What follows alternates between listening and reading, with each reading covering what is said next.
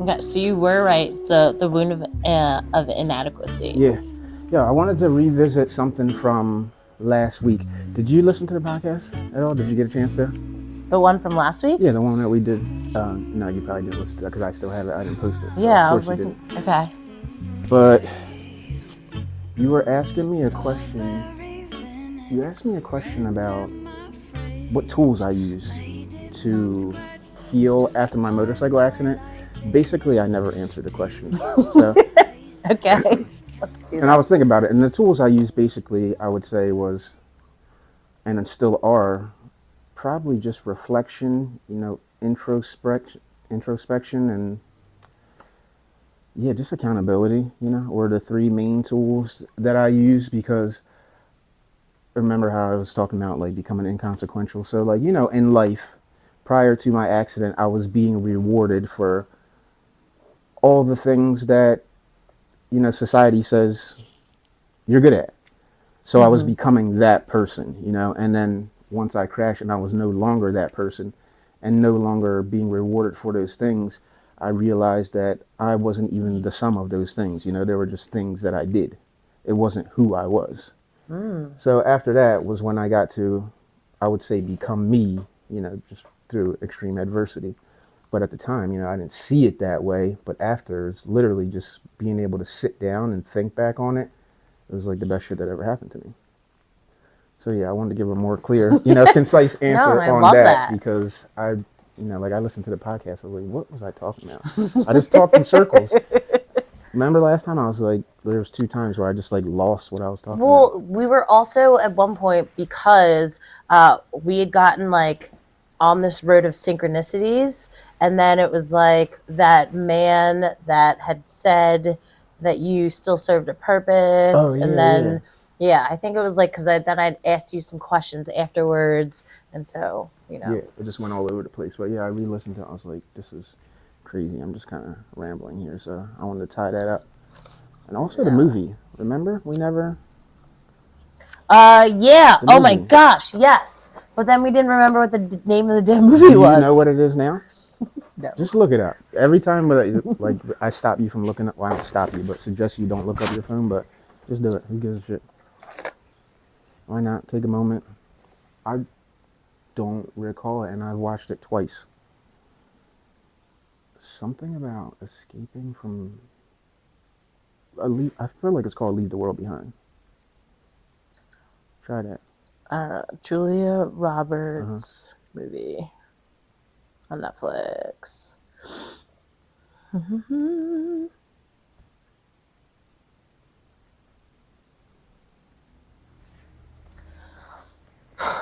Nothing? No, I don't know. Oh, Mercury not getting retrograde, much that's all I going on got. here. Oh, that's crazy. Hold on, give me 1 So second. we're not going to get it again. No, we will. Don't say that. I just need to turn the Wi-Fi off. Now let's check it out. Boom, Leave the World Behind. You're right. Nice. Right? Isn't that what you said? Yeah. Yeah. Yeah. So Leave the World Behind on Netflix. So what was your opinion of the movie? What were your thoughts? What were the thought bubbles that like went off for you? I loved it. I love movies like that, movies that make you think and just force you to question what's happening now because it's, extremely relative. I just thought most of it was about escape. That's what I got from it. Like it was mostly about escapism, even down to the very end. I don't want to ruin the movie. I'm like trying to think, how do I say about it without... No, I mean, hey, warning, if you haven't seen this movie, don't listen to this. Yeah, disclaimer. Yeah, even down to the very end. You remember there was a part in the movie where they said they were speaking about Friends, and the little girl was trying to watch Friends the whole time. And they had alluded to how Friends was about a time that never even existed. But she was wanting to go to that time basically the entire time. So even she was trying to escape. And then every day they would encounter a problem, and every night they would drink their problem away. So like they were always trying to escape.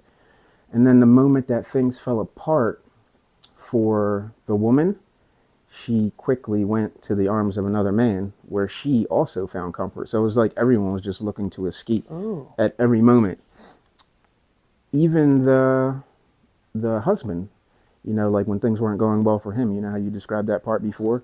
It was like he went to other people. And then the overlying kind of like arching theme of it was something about us, you know, needing to come together and it being possible. But if we don't, the shit's going to get ugly, basically. So, agree.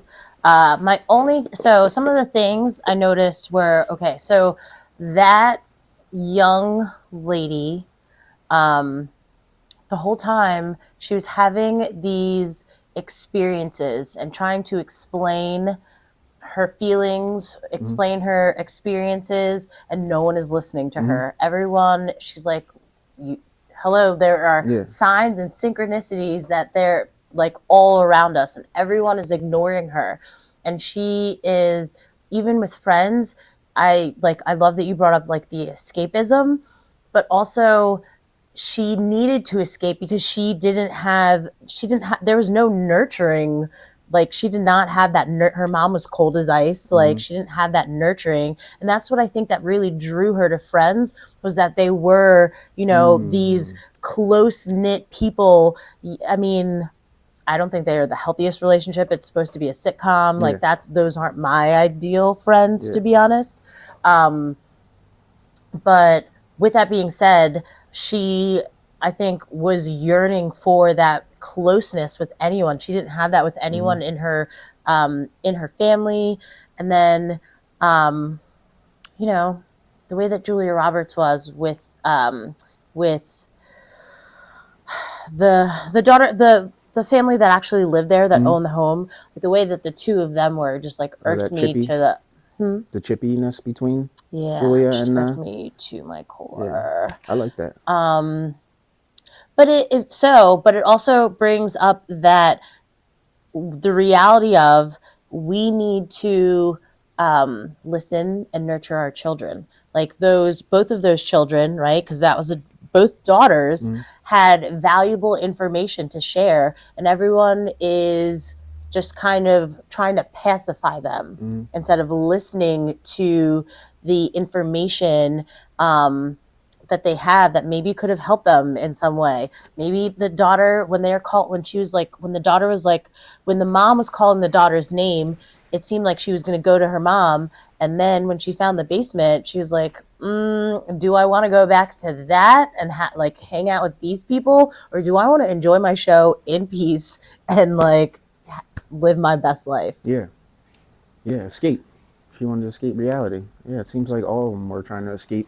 The part I didn't understand was when the black man was leaving his daughter behind to go save that family. I know the point that they were trying to make, like reiterate about it being the right thing to do, even when it doesn't seem right. Like he was really stuck on that, but I didn't understand that part much. Like the hero, the whatever role it was that he was playing in that moment. Because you know me, obviously, I was like, I'm not leaving my family behind. You know, like good luck, everybody.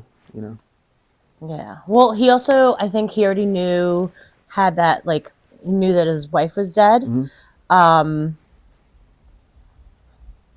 I don't Yeah. know, So like, why the hell would he leave his I daughter behind? wonder if maybe there is that. What if I would have gone and I would have found something that would have been able to help us? Like, he already knew that that man was useless, right? The other Mm-hmm. man is useless. Yeah. He had no sense of direction whatsoever. Um, he, just like pretty much turned into putty at the end of the day when shit hit the fan. So I think that, like, for him, like, this is just my perspective and like what my thought process would be if I were in his shoes, of, if I don't go, how do I know that I can't help find the solution? When I know that I have more tools in my belt right up here than silly putty over there, then, like, if you're not part of the solution, you're part of the problem. So I feel like going out there and trying to find the answers is trying to be part of the solution. Makes sense. Interesting. Cool. Yeah. So yeah, overall, I thought it was a cool movie. I watched it twice. Yeah, I liked it. I do want to watch it again. Um, but then I get stuck in these thought patterns, and then trying to find, like, now I want to go in and see because I've been watching some other things that talk about it, and there are some hidden agendas, hidden messages in there. So now I kind of want to, like, go and watch and analyze and do all of that fun Like what? Say geeky one real shit. quick. I don't remember off the top of my head. Okay. It's really political stuff that I just really uh I don't really want to talk about because it's Oh, like okay. That's I don't fine. really care Yeah. about the political agenda, Yeah, me either. but I like to know. Yeah. Yeah, I'm not really political either myself. There was a point where I was, and then I just realized, like, that's a distraction. Exactly. Yeah. Exactly. So it's like I want to know the things, but I'm not gonna, you know, what I need to do for me is what I'm gonna stick to. Yeah, yeah, Yeah. it's right here, right in front of you. Mm-hmm. Your family. Yes. You get Being it. part of the solution. Yeah, Yeah. yeah, By being the change that we want to see. yeah, for So sure. it's like worrying about that other shit. It's great to be knowledgeable, but focused. Yeah, and in most cases, even being knowledgeable, like people don't really do anything about it. It's just a distraction. But either way, no politics.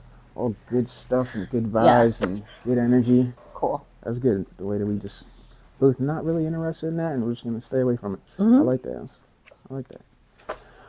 All right, so today, all right, welcome back to the show, everyone. Here with your host and co-host, Miss Crystal Renee, your favorite Crystal. Today's topic: Wound of inadequacy. wound of inadequacy. So the trigger is perceived gain. The root program is I want, I need. The traumas are being withheld from, being teased, mocked, not feeling desirable, sexual trauma, societal conditioning, being objectified, poverty, and comparison. And the primary emotion is desire. You lead. Yeah, this one's like a lot to unpack. For you personally, or just in general? I think like both. Because then like I think the being withheld from, part of that is I didn't really feel that wound until, and is that true? I was gonna say until I was older, but now that I think about it, I'm like, like being held affection from, like with my mom and like my family.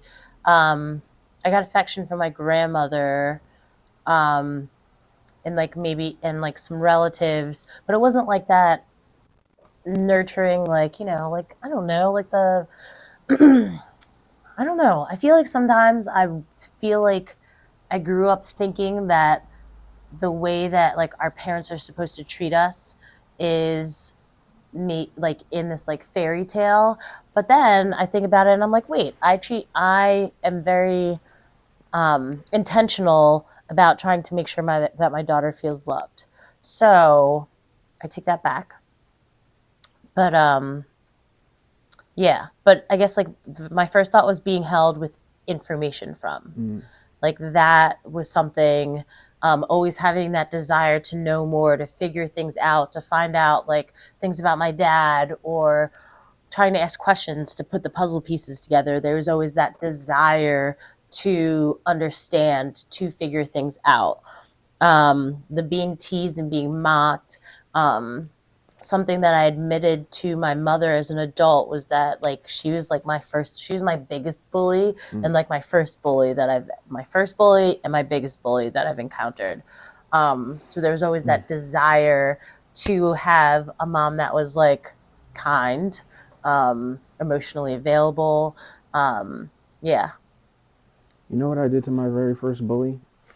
He was What? following me home, and I turned around and I punched him in the chest, and I got on top of him and I kept punching him. I never got bullied ever again. So I should punch my mom in the face. I don't know if you could go back and do it all over again. Maybe.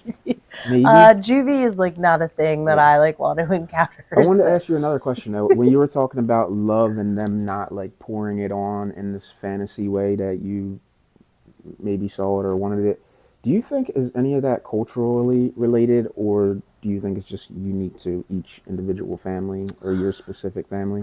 No, because I see it all the time in all different races, classes, ethnicities. I don't think that my family is. I remember one time having a conversation with my stepdad, and this is me like maybe this is I don't know, maybe I guess I'm like 33. I'm 36 now, so Mm-hmm. this was like 3 years ago.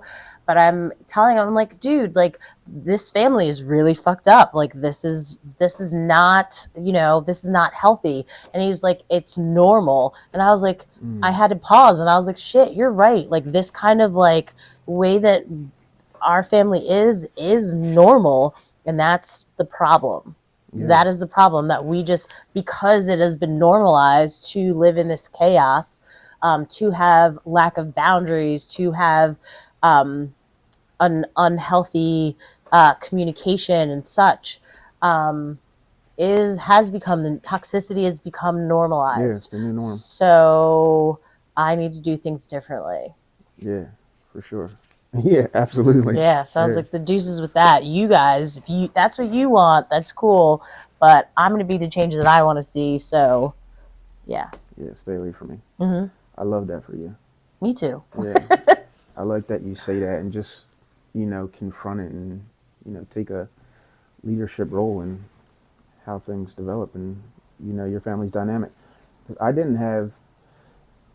I could tell there was love there amongst my family, but it definitely wasn't in that, like, fantasy land poured on kind of way. Like, there wasn't a whole lot of people walking around saying I love you, even, it wasn't a thing.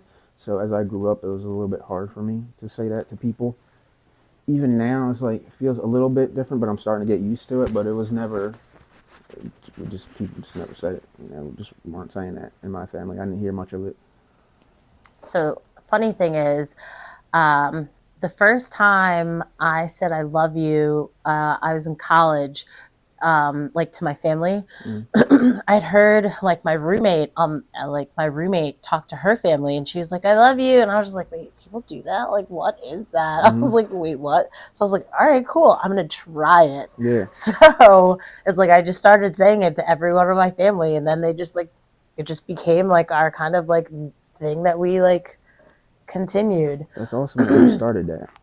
But I also tried it with, so funny thing is, so like my mom's side of the family is Jamaican, Mm, black Jamaican, and then my stepdad, he is white Jewish, and they didn't say it either. So it's like funny, like because it's like there's the proof in the pudding yeah, that had nothing to do with race or religion or anything like that. Like they didn't say it either.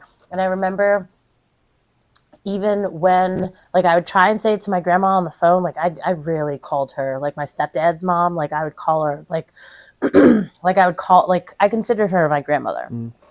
Um, so I just remember trying with her, no dice.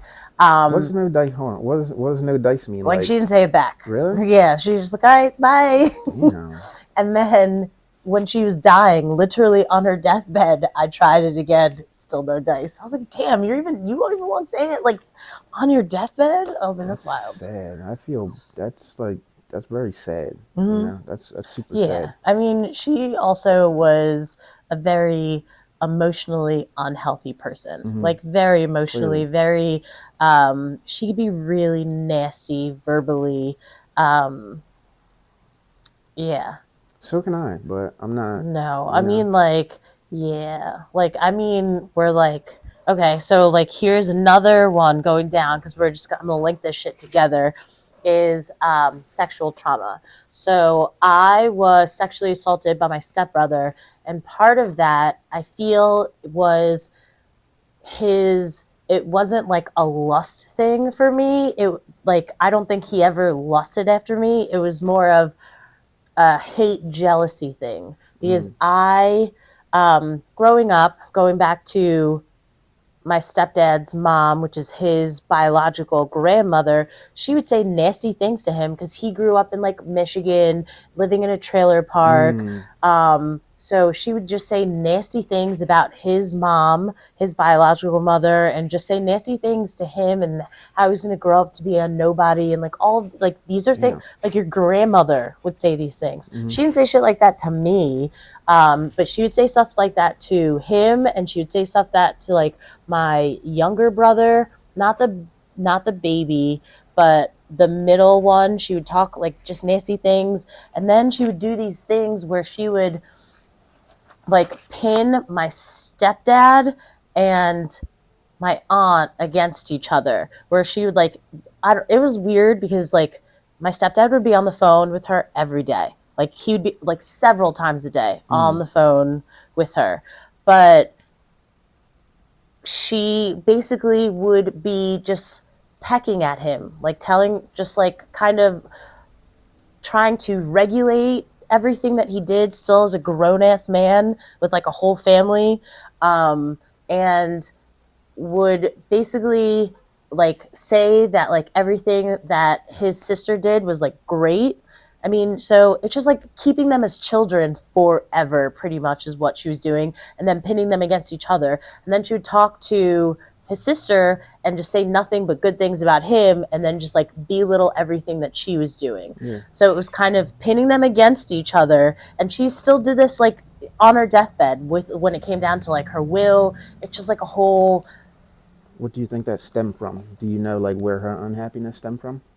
Do you know the source of it, or where it began, or anything? So she, I guess like, so her generation is like, her, like, she goes back to like the back in the days where they had poodle skirts and shit, and like, you know, the woman is supposed to be, you know, like leave it to beaver kind of shit, where like she probably had a martini and a vacuum and made sure he had a, like, her job was like to be the housewife. So I feel like in that, it's that mindset of, I don't know, I feel like there were so many unhappy marriages where like men would literally do whatever they wanted, but she's just expected to like have food on the table and keep your blinders on even if he's cheating or doing whatever. So I had seen, like, when I look back and review and try, and like, because I've tried to like figure this out. That's crazy. I know. So should we just do it? Yeah, just stop and Yeah. it can pick back up. Yeah. You know, once you say, I try to like figure this out.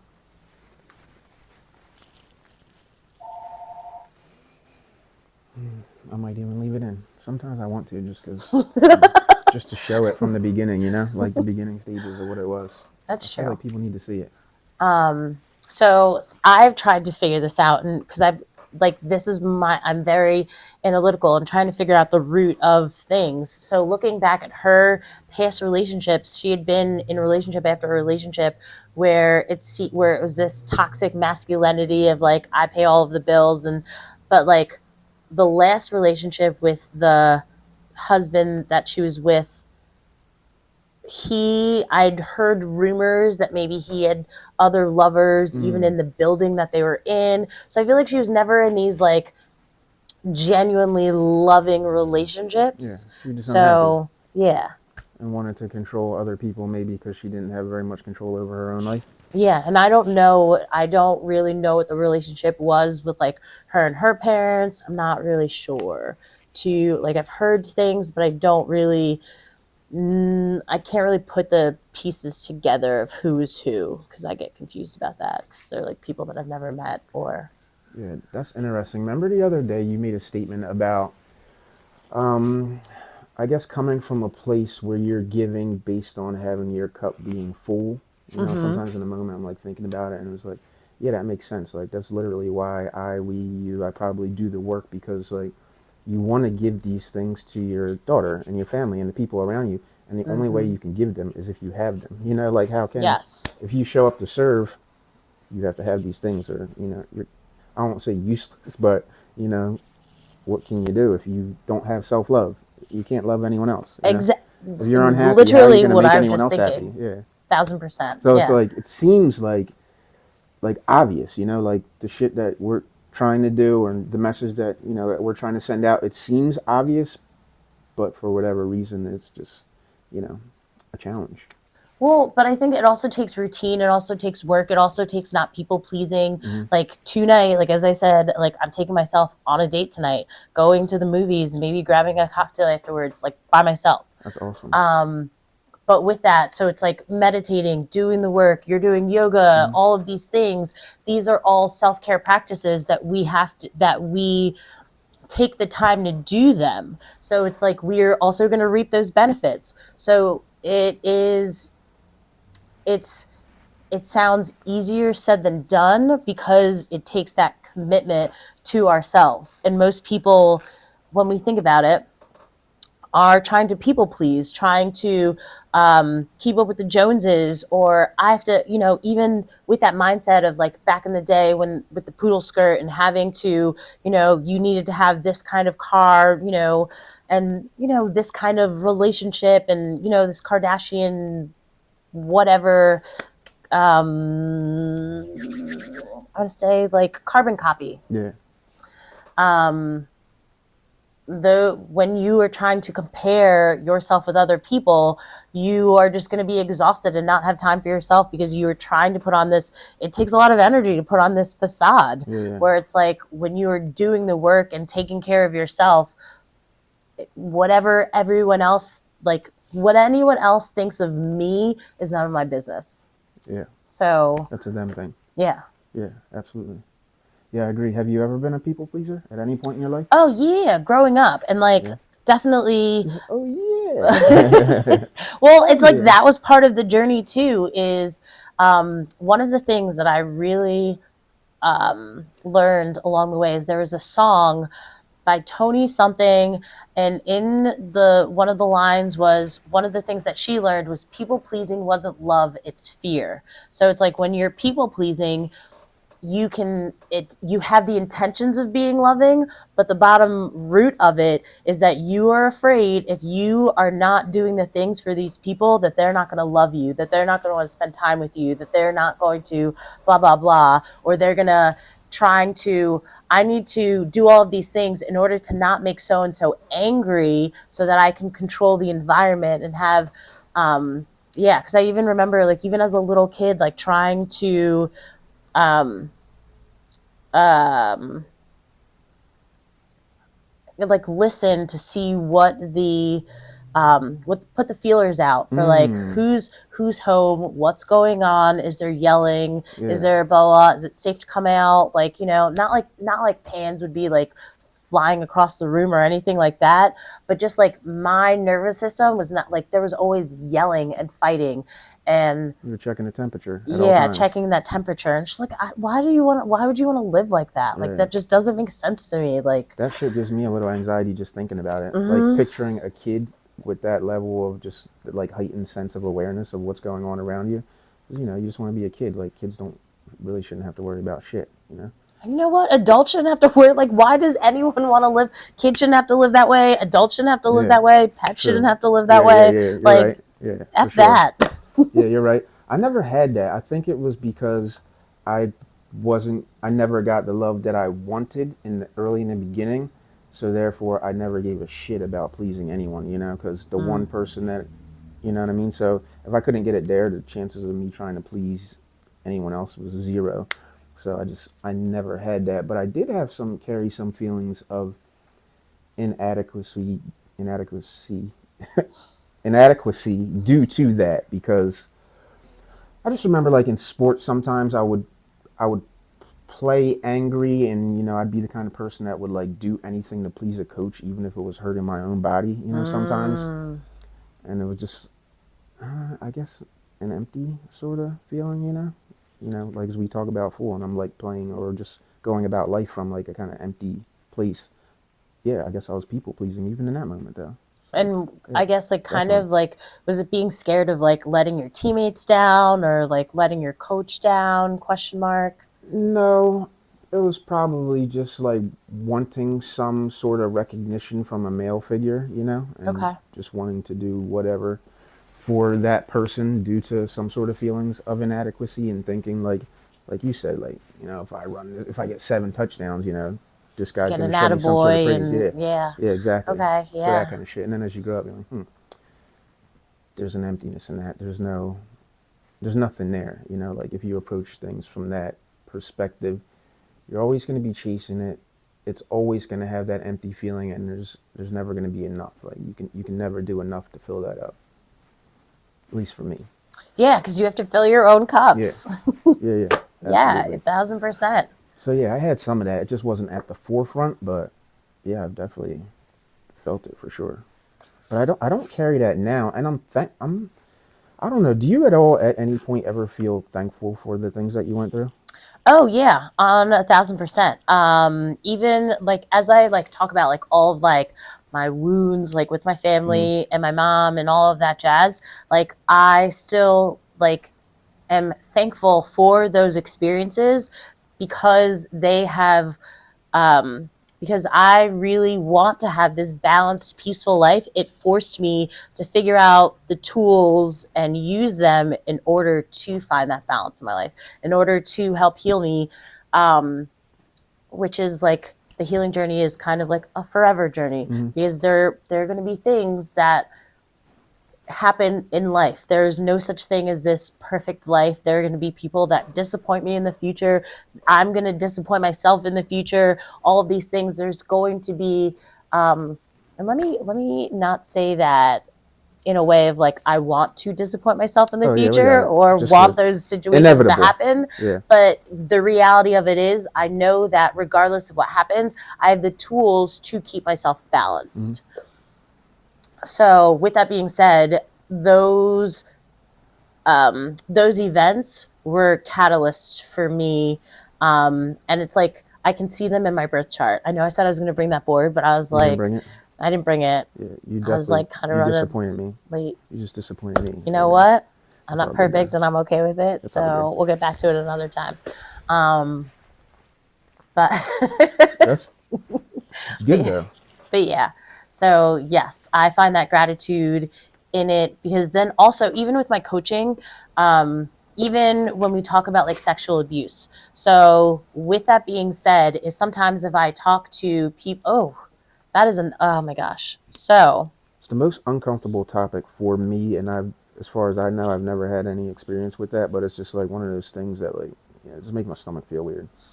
yeah, I mean, it's an uncomfortable thing, but it's something that we need to talk about because one thing, as now a single female going back into the dating world, not only talking about my experiences with like friends and family and things like that, I really, until I spoke up for myself and was honest and communicated that to other people, I didn't realize how many people it actually happened to and how many people that I already had known that I was close to that never knew that they had gone through that at some point in some way, shape, or form with someone in their own family, with a relative, with a neighbor, whoever.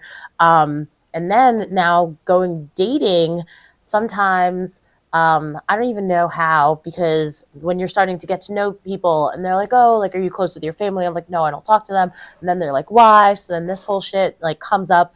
And then when I talk about my stuff, I can't tell you how many men will be like, wow, this happened to me, blah, blah, blah. Damn. And it's just like, wow. And some of this is by grown women who will touch little boys. Like, Mm. it is, I feel like most of our society thinks that it just happens to little girls and such, or women that dress scantily clad, or whatever the case may be. And that's, like, it is, I think it is insane when we really figure out and find out how many men that it happened to when they were boys, by grown women, by grown men, by other children. It's insane. Yeah, yeah, that's crazy. That's Yeah. unfortunate. Thankfully, unfortunate that's happened to you. I don't have that in my history as far as I know, but it is one of those things. I typically don't have a problem talking about anything, and even that, obviously I would and do talk about. It's just one of those things where it's just like it's just so unfortunate, and you just don't know what to do about it. You feel helpless, like me at least. It's Yeah. like, what can you do? Even when you bring it up to me, like when all I can do is say I'm sorry and have empathy for it, but it just feels like is that enough? Because it's one of the worst things that can happen to a person. As far as I know, it's up But there. there is, because what you can do is learn, right? And learn so that you can give your son, my daughter, the vocabulary to um, to keep them educated so that they are safe, Mm. right? So it's like I now make sure I talk to my daughter. She is 5, and I want to make sure that she knows that she has a vagina and a butt, and like, talk about her. Like, we're not talking about the birds and the bees right now or anything like that, but just the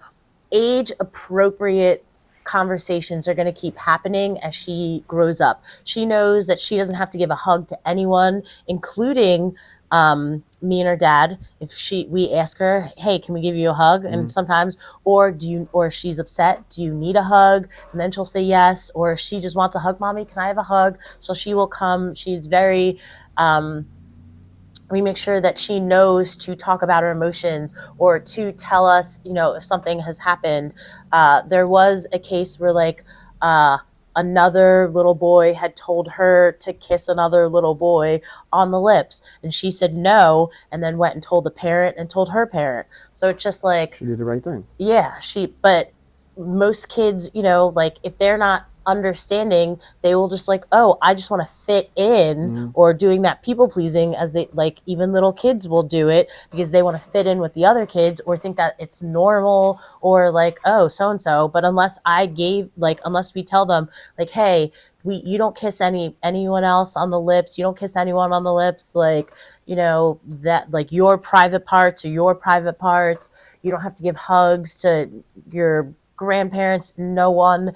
Your body is yours. And talking to her about bathing suits, and if someone's going to someone can touch your arm, well, with your permission or whatever, but that's not a scary touch. But if it's underneath a bathing suit, no one should ever be touching you there.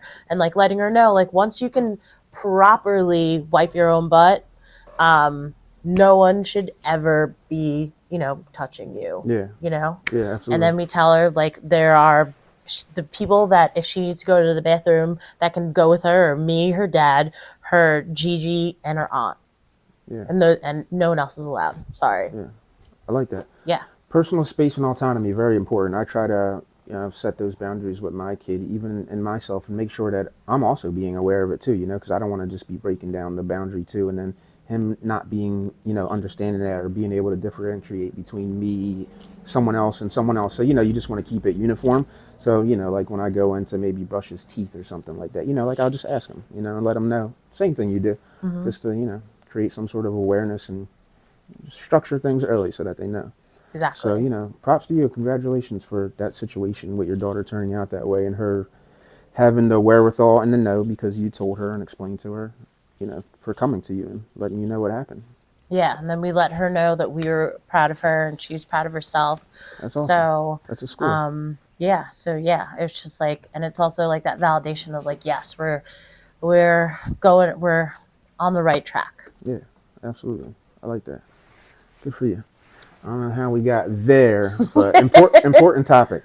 Oh, because you were saying about how this topic of sexual abuse is uncomfortable, and what can we do about it? But there is, when we learn and we share that information, we are doing something proactive in that department. Yeah, and making sure it doesn't happen. Yeah, you're absolutely right. So, information, and sharing and making sure that I speak with my son, regularly about that, Yeah. And not just himself, touching other people. And exactly. Yes, that too. Yep. Keep your hands to yourself, bro. I appreciate it. Exactly. So yeah, well, that's cool.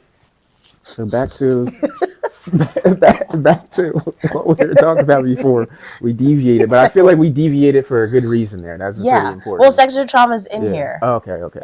Cool. It just felt like a hard deviation. Yeah. That was my fault. I did it again.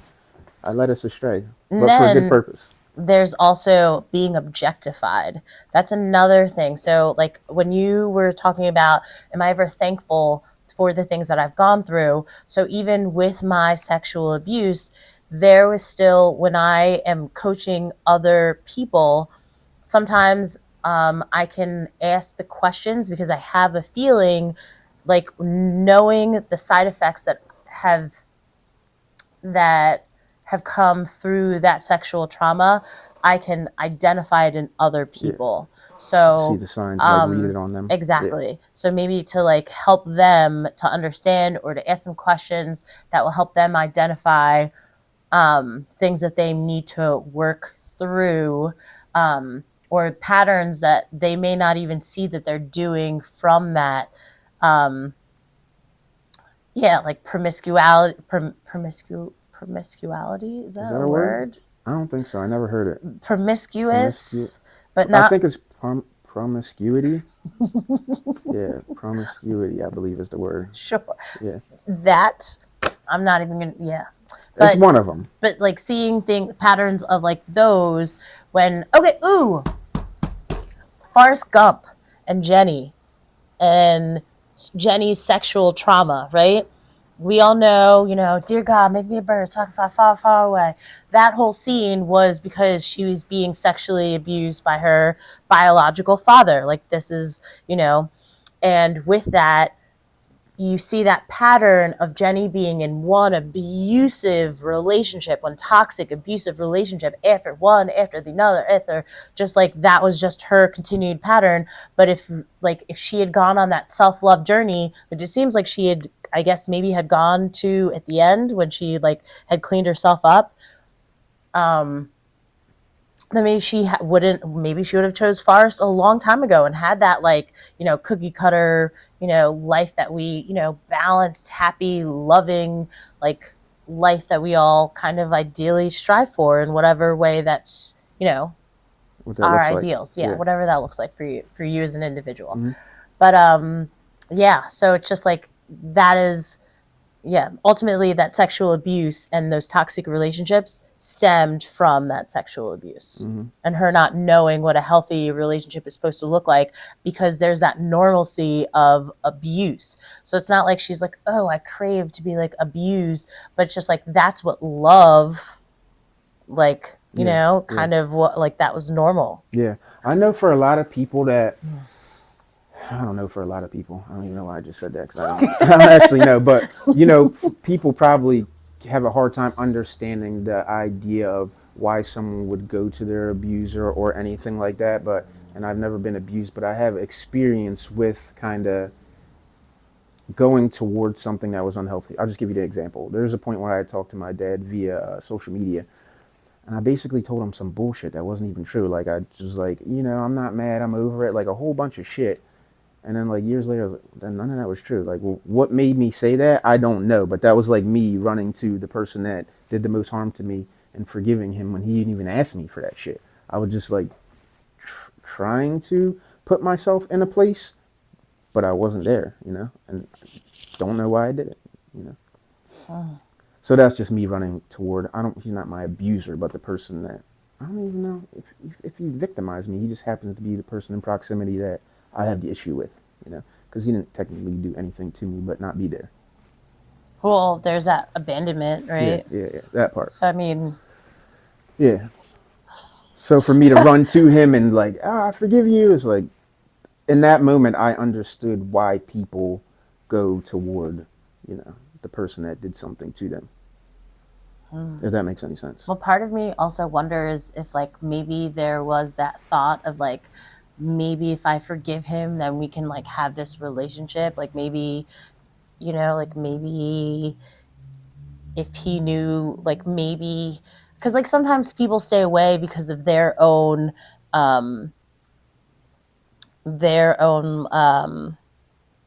self-pity, Mm-hmm. and I guess their own, oh man, if they don't forgive me, they're not going to talk to me. So it's kind of avoiding that wound of being rejected after doing the rejecting, right? I mean, not it's okay. I think I know why though. Okay. I think that I did it just because I just didn't want to admit to him that he'd hurt me. I'm pretty certain that was why. I just didn't want to be like. So it's an ego thing? Maybe. Could have been. I didn't go that far down a hole with it, but I knew in the moment why I was doing it, just because, I'm probably like an ego thing. I'm not going to be like, I just didn't have it in me to say it at the moment that he hurt me. I'm not even sure if I had said it to myself at that point when I had talked to him. And when you're just having these quick kind of communications, you might say some dumb shit. And I just said some dumb shit. So it's funny that you say that, because earlier in this week I had told you about a situation. You know what I'm talking about. We don't have to go into detail, but of a certain situation that I'd been in with oh yeah. But I kind of was curious, and then after I looked at the Facebook conversation with that person, and I was like, looking at it, and it was just like them wanting to hang out with me, just being like, no, no, thank you. Like, so like when I was telling you about it, I was like annoyed and angry and like Mm-hmm. disgusted with myself for like even being in that situation. And then I look at the way that I answered them online, just like they had no idea that I was upset or that there was any like Yeah. problem. Mm-hmm. Like, I was just like nice, and I was just like, what the fuck? Like, Yeah. as I look at it now, I'm just like, really? Why didn't you like curse them out and like tell them to kick rocks? Yeah. But you know, Yeah, that I was didn't just, represent how you actually felt about it yeah, at all. whatsoever. Yeah, And I was just crazy, like, right? huh, yeah. And like looking back at it, and I'm like, that person then is totally different than this Mm-hmm. person now. Yeah. Where I would have been like, are you insane? You did this and this and this. I'm good. I hope you know, work on that and keep it moving. Yeah. That's why I'm assuming, like, before you work to, I guess, in the process of healing yourself, before you encounter like things like me encountering my dad, you know, I'd probably have to do a lot of real work on myself prior to having that conversation. Because if I'm not truly healed before having that conversation, it's going to be a pointless conversation because it's not going to be true. You know, there's going to be no truth to it. It's just going to be me saying whatever feels right in that moment, you know, because I didn't like parse through the feelings at all. Yeah. I feel like it's also, we kind of had a similar conversation about that, like get the gaslighting, Mm-hmm. the potential of having those conversations and knowing there's that potential of like gaslighting or lying, and then it's like kind of like a whole nother wound all over again. Yeah, yeah. So it's just like, I don't know. Part of me is just like, No thanks. yeah, it's just like, this is useless, because I've honestly tried to have that conversation, and then it's like, why are you making such a big deal? Like, wait, what? Like, what do you mean? Why am I making a big, like, it hurt my feelings? Like, my feelings are a big deal. They're valid. Like, no, you can minimize what you want, but like for you, but you're not going to do that to me and my feelings. Yeah, absolutely. I actually don't want to have that conversation or those specific conversations because literally, when I say I don't feel a way about it, I feel no way about it, and I'm actually thankful for it because I just don't know if I get here without it. You know, like, you Yeah. know, the things in your life, as shitty as some of them seem, they just have to happen. Like having my son, I just don't have any expectations of him, you know. There's nothing, there's no, all the inadequacy. I'm not carrying all these negative emotions into it. And it's because I was forced to deal with it before having him. Like, I'm sure I got some baggage and shit. You know, we all got issues. Human. But, like, most of the things that were ailing me prior, I addressed them, you know. So anything that happens now will be now. It won't be baggage that I've been carrying for 35 years. You know, and all that stuff had to happen. So now it's like my son's like, I don't want anything from him. I just want him to be. I love that. Yeah, 1,000%. Yeah, and letting them be their authentic selves and experiencing life the way that they want to experience it, without us trying to make them an extension of ourselves. They're individuals. Yeah. Or having to deal with my shit. You know how many Mm-hmm. people's kids probably have to deal with their shit, the shit that they haven't dealt with, or him having to live up to something, the ideal childhood that I wanted with my dad. Like, I'm not even gonna put that on him. Like, you don't have to do anything for me because I didn't get that. Like, live your life, bro. You know, like, that's my shit to deal with. That's not yours. I'm not gonna put that Exactly. on you. You know. Mm-hmm. And I don't know if I 1,000%. would have been able to realize that without the shit happening to me. You know, like yeah, it just had to happen. Well, it's not even just the shit happening to you, but like also working through it, right? Yeah. Because the shit's gonna happen, and everyone has shit that happens to them, but not everyone works through it. A lot of people sweep it under the rug, pretend it never happened, and then it just all of a sudden you were triggered, and then you were acting out and not even realizing how you were acting out what you were trying to sweep under the rug. Yeah. And dumping it on your kids, and you know, I feel like that's unfair. And at some point, if your kid is, at some point they're gonna know. You know, once they get Mm-hmm. of age and they realize, like, whoa, I'm the way I had to carry, I carried someone else's shit. You know, and you don't want that for your kids. So Yeah, shit's you heavy. better get your ass out here and do the work. You know, trying to convince people for themselves, or who do you feel like? Do you have, when you're doing the work? Is it, I know there's a balance, but like, is it for you, for her, for the whole? Like, do you have a? Does it Yeah, weigh in any direction? Yeah. So for all of it, all of the above, it's for me. It is for my daughter. It is for the collective. Because in general, so I'm a Pisces. So, um, What's a Pisces mean? so that is my zodiac sun sign is a Pisces. Yeah. And we overall, most Pisces care about the collective. You're an Hmm. Aquarius, so for you, you are supposed to be the puzzle piece. Like your job ultimately is to put all of um, the puzzle pieces together. You are pretty much. Funny thing is, I was having a conversation with a couple last night about this exact thing. That gentleman that I was talking to last night, he was an Aquarius and his wife was a Cancer, and we were talking about how if we were going to work on a project, how all of the zodiac signs would have their own job in accordance. She was the Cancer, she was Mm. the nurturer. Oh, So if we okay. had an Aries in the group, me being a Pisces, I'm dreamy. But if you look at like Fortune, like I can be we get classified as delusional, right? Because we are so in the clouds, having this big imagination. But if you look at Fortune 500 or whatever, the Forbes or they're usually Pisces that are there Leading the chart. leading the chart because they are just so, dreamy. Um, and that's how we have change, right? Is when we dream. But then also I feel like most Pisces probably have Aquariuses on their team who are the innovators. So with that is you guys are. So it's like I can be like, oh, um, I had this weird thought, but like, what if we made something like this? And like, you'd be like, oh, you know what? Here's the sketch of how we put that shit together. And then there'd be an Aries on the team who'd be like, when I'm like sitting there like dreaming about something, the Aries would be like, hey, Pisces, I know that you're dreaming, but like, we have this project that we need to do. Come back to Earth. Okay, cool. It's like we all. I would like to see that put together and see if that actually works like that.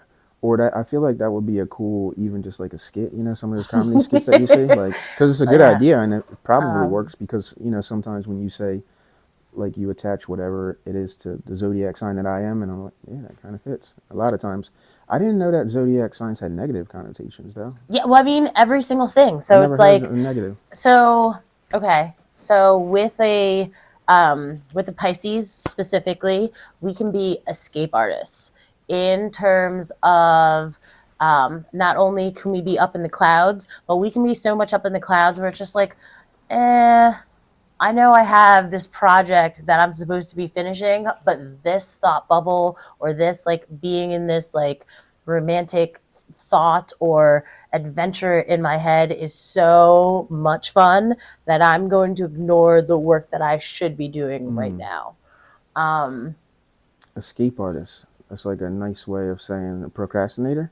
Oh, okay, yeah. I like that. Or it's like, the little fishies, like, I don't know, like we're just like swimming around, like, I don't know, like Dory, just like, oh, No, we're I get just it. like, I get it. yeah. I like the escape artist thing. It's definitely better than procrastinator.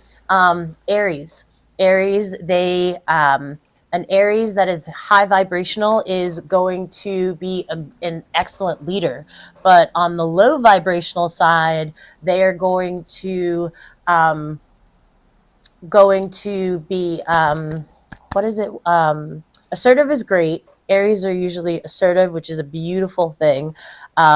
But they can also be kind of quick with their mouths in a negative way. Hmm. Quick tempered. That is a low vibrational Aries who's like not even thinking, just like sees red and I'm ready to mess some stuff up right now, short tempered kind of way.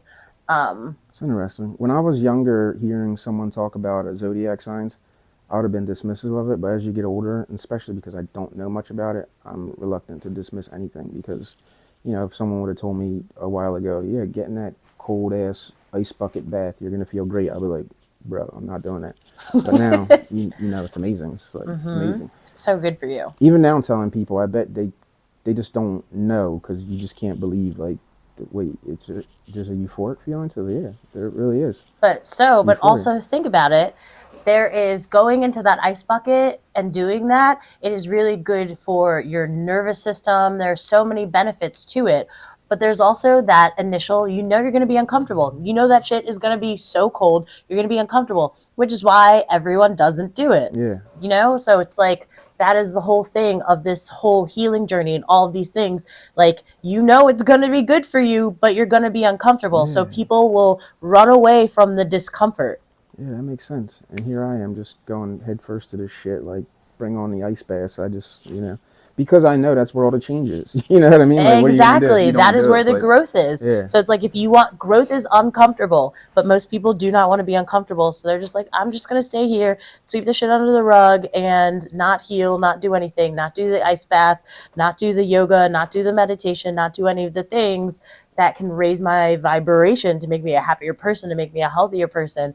I'd rather just watch the Kardashians and Netflix and chill and escape Yeah. and have these toxic relationships, because it's just easier to just be on the hamster wheel. Yeah, absolutely. I like that. And on that note, let's shut it down. Okay. Inadequacy. Thanks for joining us. No, I'm not even gonna say thanks for joining us, because you're us. You're it. We are it. So we'd like to thank you for tuning in to The Awakened Avoidant. We hope our convo has provided you with insight, inspiration, and healing energy. As you go about your week, let's continue to work together to heal ourselves and our community. Stay safe and continue to spread healing vibes wherever you go. Catch a new episode Wednesday weekly on all platforms. Strawberry vinaigrette in my fridge, made it from scratch, that's just what my life is. Picking my face and